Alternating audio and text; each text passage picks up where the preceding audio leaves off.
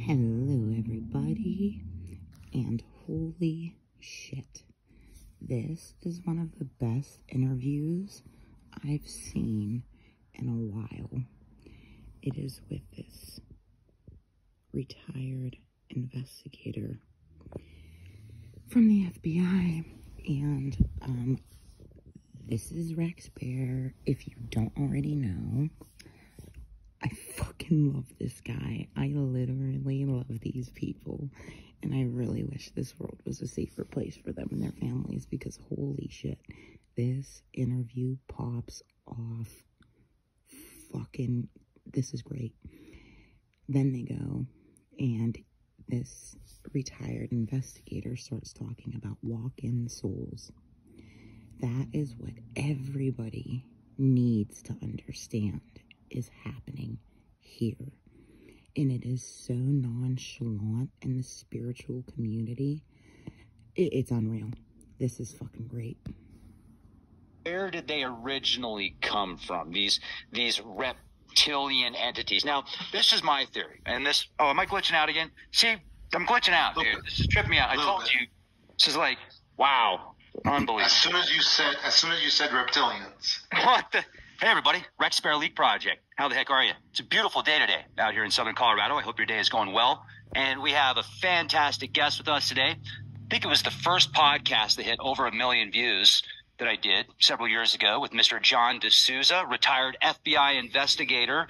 He's also an author. Pick up Clear Hearers. It's an incredible read. The Extra Dimensionals is really interesting because our first interview, let's go back to the first time that we talked. First time we talked, my mindset towards extraterrestrials is far different than what it is now. And I remember talking to you about extraterrestrials, and you kept saying, you know, they're interdimensionals. They're interdimensionals. And, you know, I'm thinking more of like a physical situation, physical extraterrestrials, but you kind of stuck with your guns on that. And the more research that I do, there is at least the evidence available, and I'm not saying that ETs don't exist physical outside of our solar system, maybe even in our solar system, but it seems like the majority of these contacts are some type of beings that absolutely are interdimensional. And I want to, give you credit for that, and also I wanted to talk about that. So where did you get that data that would be outside of information that we could pick up just doing a quick search on the internet? So check this out. I am super stoked about this. We are pivoting, and we're going to offer you exclusive content, ad-free, uncensored, on Patreon. There's a whole bunch of stuff that I've wanted to talk about. You can watch it on Patreon, and you can sign up for as little as $1. So check us out. Ad-free. You're going to love it. Be the change you want to see, and see it at Patreon. Well, Rex, let me start off by doing something I always do on shows, which is read the quote, the important quote that is read all over the world from my book, The Extra Dimensionals, and it's one of the reasons that this book captures people's interest right away.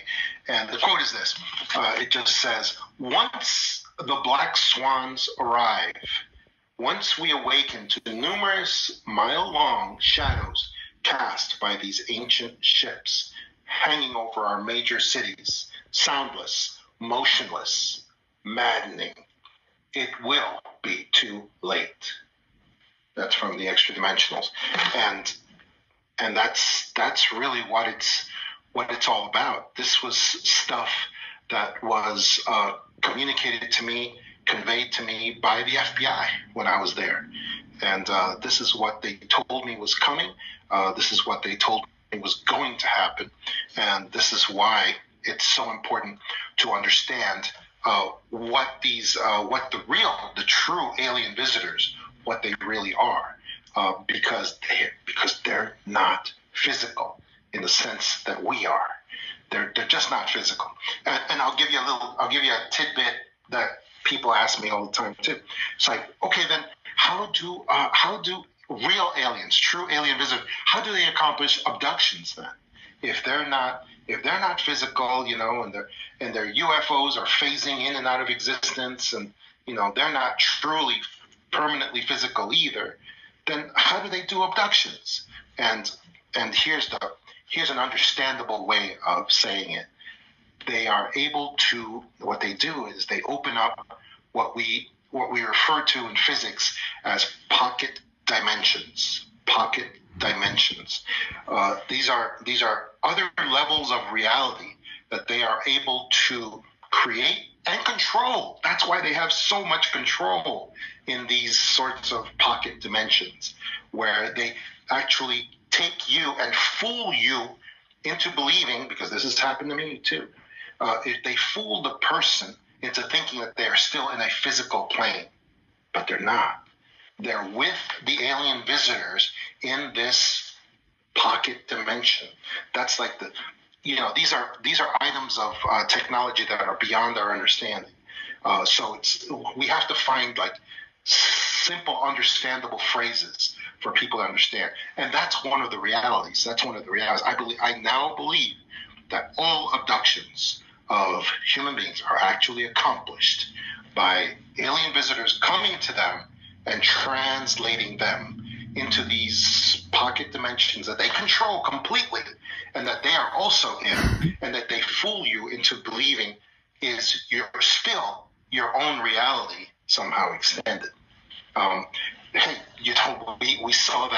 We saw that clearly in 1975 when Travis Walton was abducted, and he was brought onto a ship that appeared to be 60 feet in diameter. 60 feet in diameter, and it was also filled with light, and it was very sort of like that. What do we call that? When things transit from gas to light to gas. Plasma. Plasma. That's it. Sorry. Thank you. That's it. So it had that appearance of the plasma, and that's because it's multidimensional. That's the reason why. That's the reason why UFOs, real UFOs, when you try to shoot them, the things just pass right through. They just passed right through. But during the Travis Walton incident, what we found out is that as soon as he was brought onto this ship in Sitgraves, Arizona in 1975, as a very young man. He was brought onto that ship that appeared to be 60 feet in diameter. He went inside and he had a tussle with some grays, and then he escaped and he went walking, and it was as large as like an outdoor stadium. An outdoor stadium was how large it was in there. Well, that's it. You can literally watch them do this in the show Supernatural, where the fallen asshole angel named Zachariah kidnaps Dean and Dean's brother Adam, and they put them in this tiny little makeshift trailer, like this little storage unit, and then they go in it, and it's fucking huge. I can't believe what they've done with these shows. And the more that I look into Norse paganism and hold the Norse pagan gods up to Hindu gods, like, wow, I see that everybody has Lilith deemed a demon, but it looks like Lilith is like the newer version of Kali Ma, I think. I don't know. Shit's crazy. That's that pocket dimension thing that I'm talking about. How they're because they are not physical. Their ships are not physical, and that also distinguishes them from the UAPs that the governments are trying to spread out these days and trying to tell you, yeah, these are the real UFOs. They're so UFOs that we have to give them a different name now. We have to call them UAPs. But yeah, they're genuine, and they have to do with alien visitors, and those things are fakes. They are fakes. They are man-made. Let's put it that way. They're man-made. They're made by Raytheon, McDonnell Douglas, and all these other globalist aerospace companies that are involved in creating all of these things. So anyway, that's my intro for the extra dimensionals for people. We need a mic drop. Hello. That's one hell of an intro, man. That's intense. And so when we talk about this, I've spent many years researching the phenomena also, and it seems like, certain people have physical characteristics, This is random. but it was because I was talking about the Norse pagan gods. I can't believe what they did with the Thor movies, and this is what's great about being a millennial. We all have the same movies in general in our heads, and when you start putting this shit together, it's taken me this long to realize what they did with the fucking Thor movies. Now, I wonder how Norse pagans feel watching their gods be turned into fat, sloppy, fucking superheroes that are dumb. Literally, can you imagine Muslims if your gods and if Muhammad was turned into some fucking stupid superheroes in a Marvel's movie? Because I seem to remember this Draw Muhammad contest that was going to go down, and we got threatened with bombs over that shit. And Christians think it's always them. Why is it always them? It looks like it's always the Norse pagans getting fucking made fun of, actually. But they have strong Viking ties and they're not pussies, so. Effects from these abductions, and then how would you explain that if it's not? That's excellent. That's an excellent question, because it's the same thing as and I think people will be able to relate to this. When I have dreams that are vivid dreams, and I go into somewhere, I go do something, and I accomplish something, and then I come back. I will have a physical bruise on my arm from where I was battling the other creature, whatever it was in the dream. And it will come back with me to the waking state. And in the morning when I see it, it'll be a bruise right there in the same spot. And, so for a long time I used to think, well, does that mean that the dream was reality? And yeah, in a sense it was, because, whether it was or it wasn't, your mind makes it real. Your mind makes it real. And so I think it's the same case.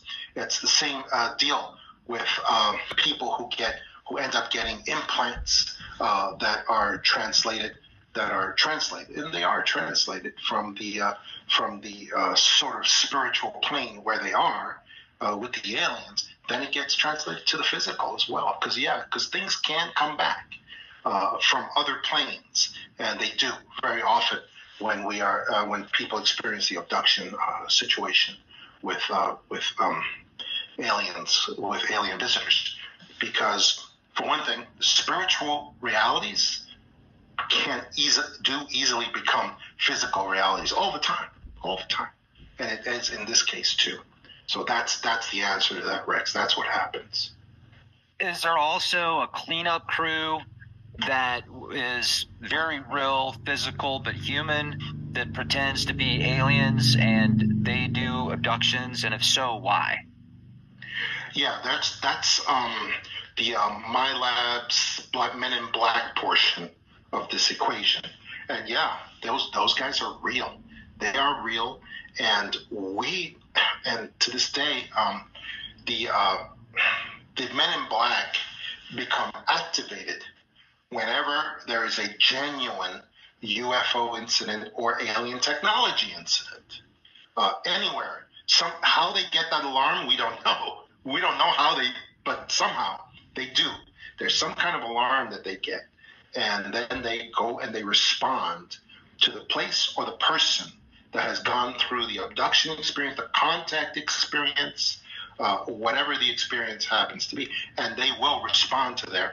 Sometimes they are not Men in Black. They're just, they are in black also, even if they're My Labs, military type guys, they can be military type guys too, but they have the same goal as the Men in Black, and that is that they want to know, why did you become involved with these alien visitors? Is it because you're with them? Because you have some sort of special knowledge that they want?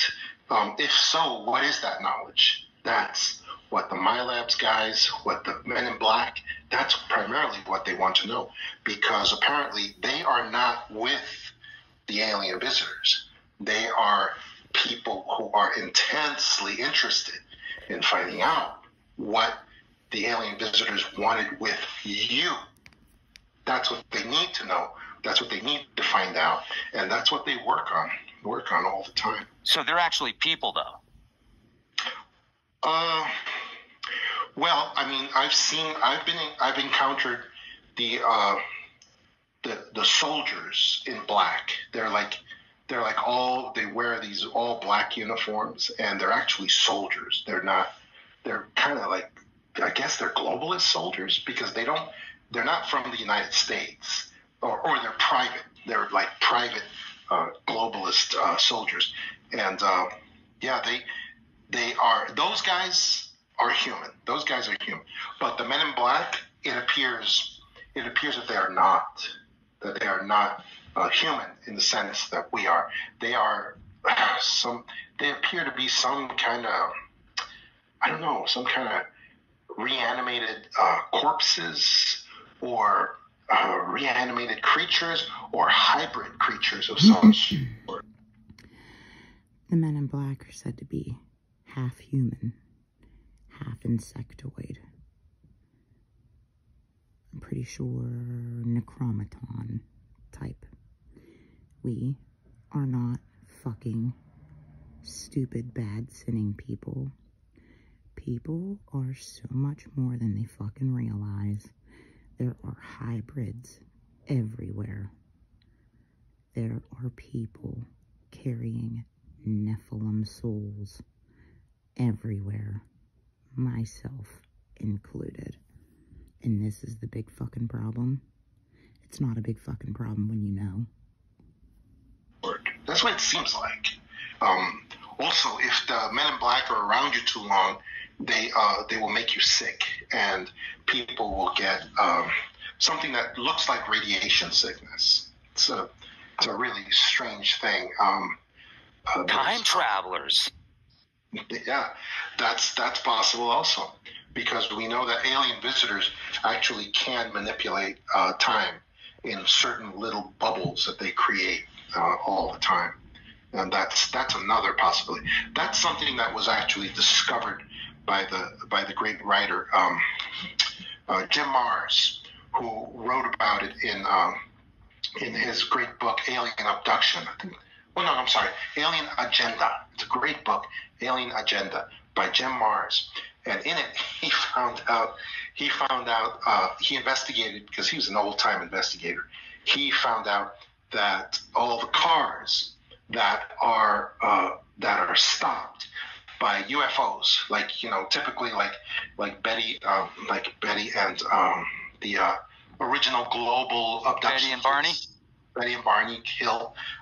They were typically, and this has happened in many other cases. Typically, you'll just have a car just going down the highway, and they'll just observe this light that's following them. And they'll just be like, "What's that?" And then the light, of course, gets closer and closer and closer, and then ultimately it stops their car.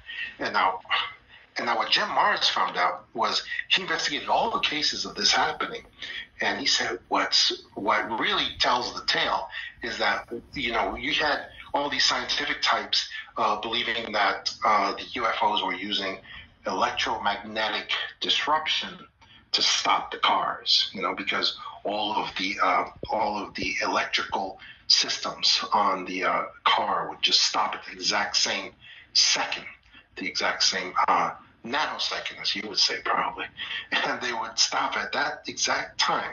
But then he also, when he investigated all these cases, not only do the electronic functions stop throughout the car, but also mechanical functions that were unrelated to the cars would stop at the exact same second.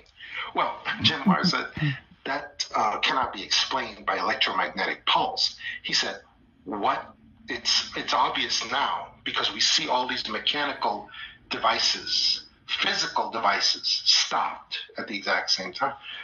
That means that what is stopped in those cars is not electrical systems, it's time. It's time. It's frozen at that moment.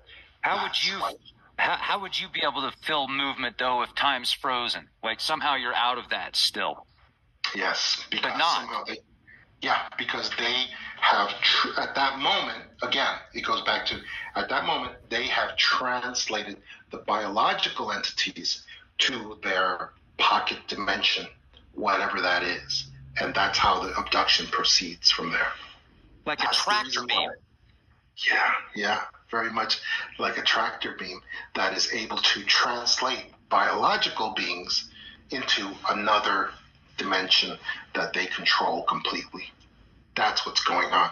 That's what's happening, Rex. And that's why this is so confusing for people who are like, oh, this can't be right. Aliens have to be physical. Well, the reason why the entire world wants aliens to be physical, and the reason why the issues from my book have been suppressed for so long is because people, probably especially the governments, they want aliens to have this concept of imminency. It's like Christians. It's like we as Christians believe that Jesus Christ has imminency. He can come back at any time. Why? Because he's a physical reality. See?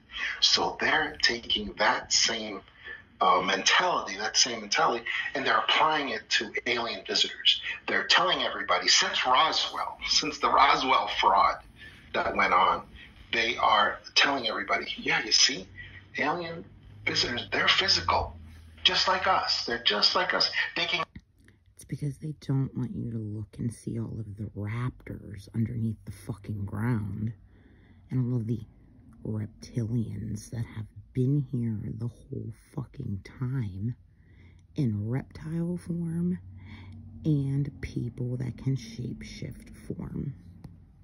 They can get into a spaceship and just crash and just end up as dead bodies by the road, just like us, because they're just like us. Well, they're not. They're not like us. They're not physical. They're not just putting themselves in a little craft and sailing across the universe like we would. They're not doing that because they're not like us. They're not physical. They do not have imminency. That imminency that people love to portray. That they could just come back on the White House lawn at any second, just like that, and end up on the White House lawn just walking around like we would. And that's what they want, and that's exactly what's not true, because that idea of imminency, physicality, and imminency, it connects into the next phase of this, which is the UAPs that are controlled by the governments. They want the UAPs and the alien visitors to be an object of terror for people, an object of terror. Well, how are you going to be terrified of something if you don't think it's physical? You won't be. You won't care. You'll be like, they're not physical. Let me add to that real quick, though, because these beings that can come into the physical through another dimension, to me, that sounds even more dangerous and less controllable, because if something's physical, at least you know that you can grab it, you can capture it. But if something can just come in and out at will, that means that no matter what kind of tank or what kind of missile defense system you have, that ain't going to mean squat. Right, because they have access to you spiritually in a way that cannot be defended. So yeah, that's absolutely correct. That's what we're facing. And that's why we have to learn this stuff. We have to learn that these things are not physical, and that we do need to learn to, if we do have to defend against them, we have to learn how to do it spiritually as well. Like you just pointed out, Rex. That's really what it boils down to. But what was Roswell? Because there were bodies, but I'm not saying they were aliens. They caught something there, right? Oh yeah, they absolutely did. Roswell was a very carefully put together psyop where the actual let me just call them reptilian aliens. The reptilian aliens worked with the powers that existed at the time, global powers, to put together this operation where the reptilian aliens helped to create these hybrid bodies, let's say, these hybrid bodies that were on this ship, this ship, and they also wanted the technology transfer. So they just, dumped the whole thing over there in Roswell, and they just said, "Hey, this is a crashed spaceship. Oh, there's a couple of bodies." Well, yeah, it was a couple of bodies, but they were bodies that were created by the let's say dark alien entities working with global government as well. They worked together to create this Roswell incident, to put it out there, and to make people believe that. And also they wanted to accomplish technology transfer as well, and feed into that whole thing, the Grijalva Treaty, and all that. So they were able to do that as well as give people, a couple of those hybrid bodies that they created. Listen, these alien creatures can create other races, bodies, hybrids. They can create. We see this going all the way back to the Anunnaki, who actually show us depictions of them creating other creatures, other creatures. And that's exactly what they did for Roswell. They threw a couple of those bodies on there. They were hoping that those bodies would be found, and they were. And so they were able to, tell everybody, they're physical. They're physical. It's not like Star Wars, where aliens would die and just disappear, so that there's no dead bodies left back.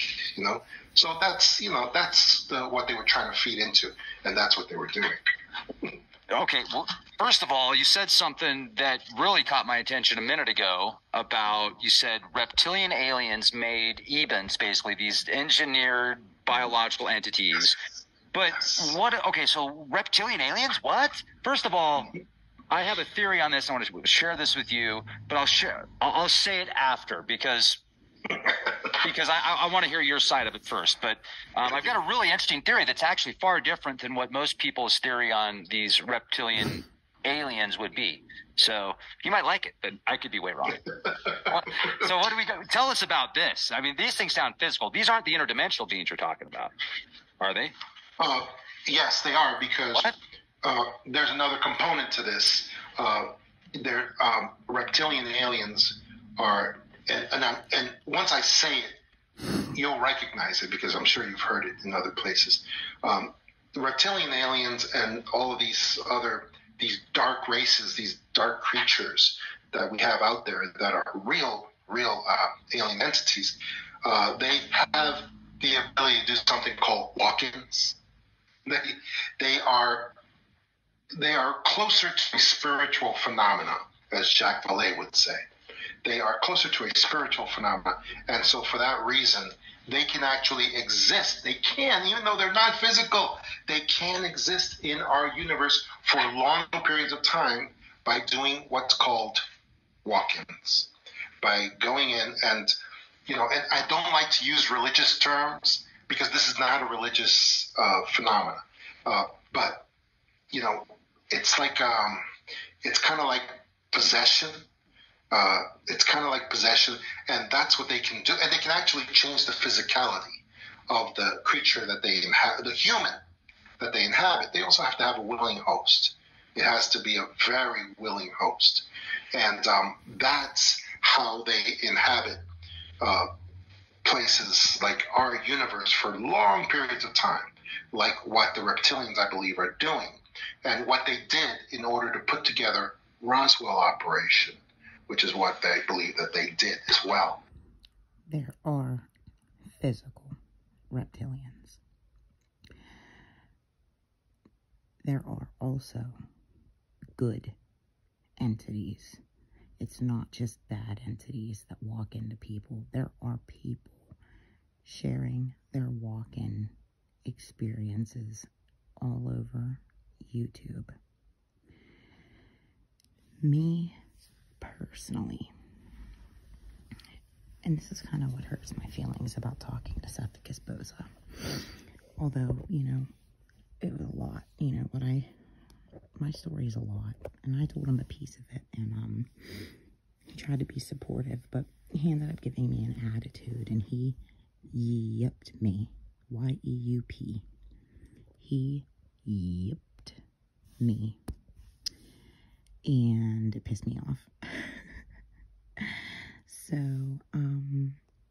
yeah, and then he told me to purge my body of this walk-in entity that I absolutely gave permission to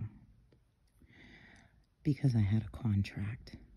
These walk-in experiences are more often than not people who are here with Indigo 3 soul contracts where one soul agrees to walk a shitty life or whatever life and then literally tag team out of this fucking world. If what I experienced did not feel like my fucking death and rebirth, I mean, if people's souls are actually leaving their bodies and new ones are walking in, wouldn't people consider that dying pretty fucking much? People are going through this and they don't know what the hell they're going through. That's a big part of why I started this YouTube channel, because I'm going, I don't know what in the fuck just happened to me, but whatever the fuck just happened to me, I do not want anybody else to have to fucking experience anything like this and look like me, wondering what in the fuck just happened. At first, literally the whole time I knew I could break a contract. I knew I could break this fucking contract. When this plasma bumped my head, it was definitely like yeah, like, is this okay? And I'm like, yeah, let's do this shit. In the middle of a Gabe's. I got walked into in the middle of a Gabe's. You don't understand what people are going through every second of their life, no matter where they are. And it's really important to be a little fucking nicer to strangers. And, for the first 2 or 3 weeks, it literally felt like a test run for the both of us. It literally felt like some dude's consciousness was coexisting within me. And, we were both just kind of, like, trying to get used to it and test run shit. And I didn't talk about this out loud until I had to admit it. I literally had to accept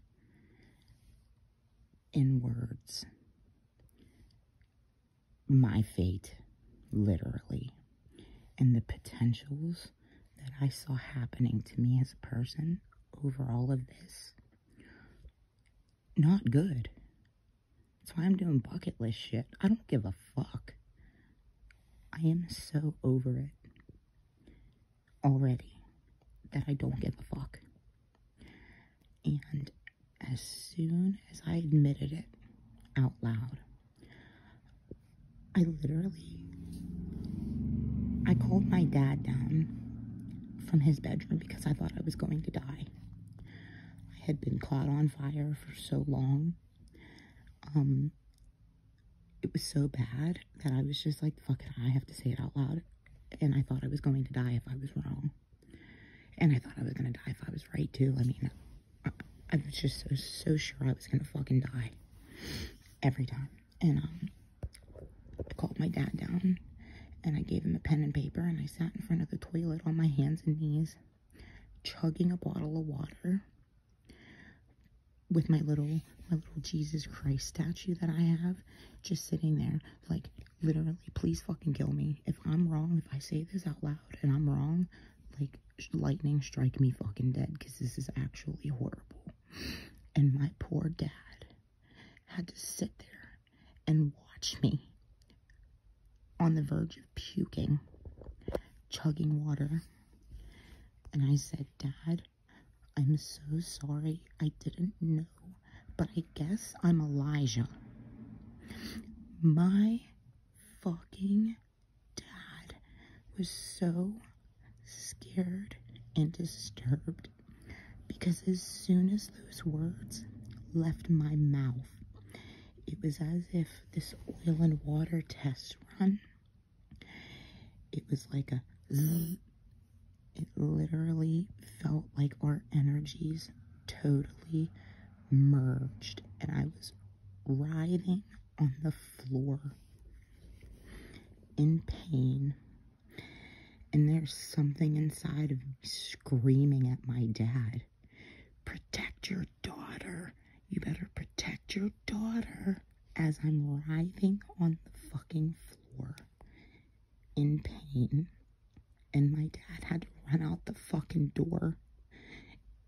I don't even know if he had shoes on. Ran out the door, scared of me. When I talked to Seth, because he said he knew about all these guys, right? He goes, yeah, they said Elijah was a prophet. How about a new base, new square one? Elijah, they only called him a fucking prophet because he was a warrior. He was a murderer. He was Yahweh's henchman.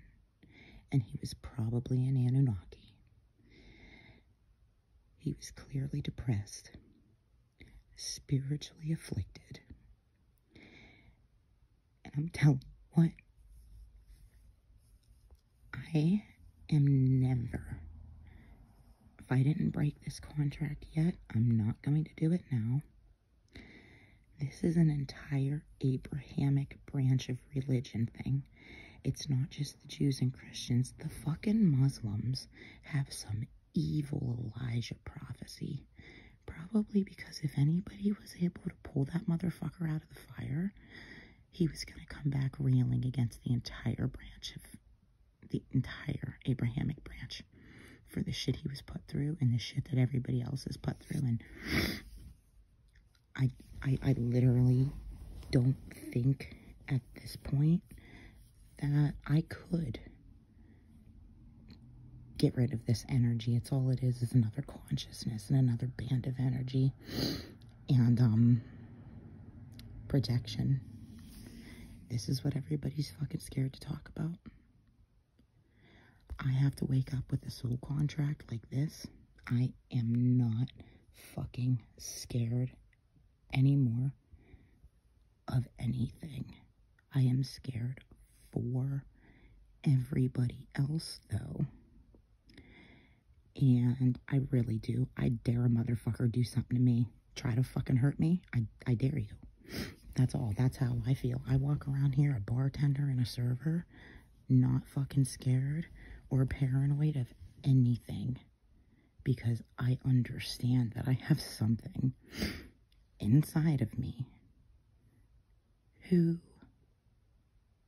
is very grateful. And I don't know what would happen if somebody tried to hurt me while I am in the way that in the condition that I am, which I think is fucking fine. I think I'm doing okay, but whatever. So I don't know if by explaining it.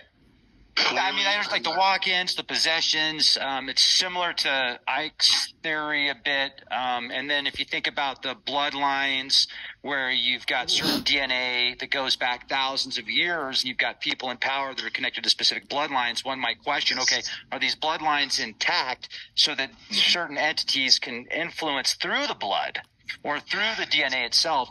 That makes sense. I can understand that. But the question I wonder is, like, where did they originally come from, these reptilian entities? Now, this is my theory. And this, oh, am I glitching out again? See, I'm glitching out, dude. This tripped me out. I told you. This is like, wow, unbelievable. As soon as you said reptilians. What the? Maybe I'm a reptilian, man. Oh, my gosh. Don't tell anybody.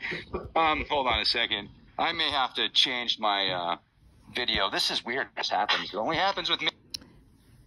I'm gonna cut this video short because it's getting long, and this is part 1 of this interview. It's fucking fantastic. It is fucking fantastic, guys.